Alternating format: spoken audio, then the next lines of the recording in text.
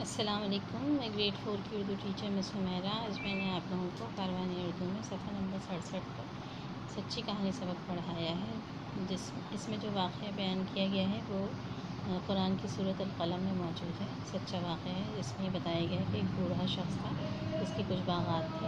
وہ اپنے باغات کی پھل جو تھے وہ ہمیشہ اس میں سے ایک حصہ جو تھا وہ غریب اور مسکینوں کو ضرور دیا کرتا تھا۔ اس کے بعد وہ اپنے باقی پھل بیچا کرتا تھا۔ ایک دن اس کا انتقال ہو گیا۔ اس کے بیٹے جو تھے انہوں نے خوب محنت کی اور باغات جو تھے وہ درختوں سے لد گئے، خوب رس بھرے اس سے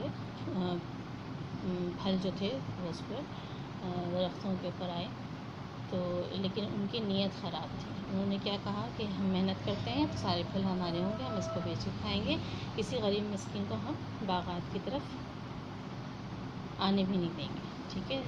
یہ سوچتے وہ گھر گئے اور دوسرے دن صبح اٹھتے ہی وہ جو ہے وہاں راستے میں یہی عہد کرتے ہوئے گئے، اور جب باغ میں پہنچے تو وہاں دیکھ کر پریشان ہو گئے کہ یہ کیا ہوا، کیونکہ سارے درخت کے پھل جو تھے وہ گرے ہوئے تھے اور گل سڑ گئے تھے اور ٹوٹ گئے تھے، ٹوٹ پھوٹ کا شکار تھے کہ وہ بیچ بھی نہیں سکتے تھے۔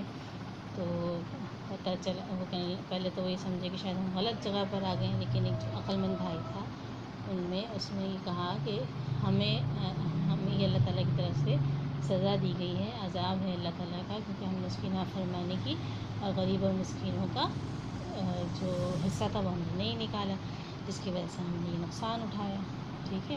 وہ ندامت سے رونے لگے، تو یہ اللہ تعالیٰ کا عذاب ہے۔ تو ہمیں بھی ایسے کام کرنے چاہیے جس میں اللہ تعالیٰ ہم سے خوش ہو، نہ کہ ناراض ہو۔ اچھا، اس سبق کو اچھے سے پڑھنا ہے آپ لوگوں کو، بلند خوانی کرنی ہے اچھے سے، اس کی نئے الفاظ میں نے آپ لوگوں کو کروائے تھے وہ کرنے ہیں آپ لوگوں کو، ساتھ ہی ساتھ یہاں پر دیے گئے سوالات جو ہیں ان کو بھی اچھی طرح سے مطالعہ کر کے، اور جملے جو بنوائے تھے میں نے آپ لوگوں کو جس میں 2 الفاظ کی جوڑی ہے، ان کو دیکھتے ہوئے آپ کو جملے بنانے ہیں، جیسے غریب مسکین، بیمار کنجوس، جزا سزا، نیک خدا ترس، عالی طوفان، ٹھیک ہے۔ ایک ہی جملے میں ان دو الفاظ کے استعمال ہوگا، ٹھیک ہے۔ ایسے غریب مسکین کا استعمال ایک جملے میں ہوگا، بیمار کنجوس، اسی طرح کا ہوگا۔ سبق کا خلاصہ آپ لوگوں نے مجھے پڑھ کے سبق پڑھنے کے بعد اپنے الفاظ میں بیان کیا، دراصل وہ بھی سبق کا خلاصہ، ٹھیک ہے۔ سبق کو اچھی طرح سے پڑھیں اور تمام کام جو ہے اس کو تیار کریں۔ جزاکم اللہ خیر۔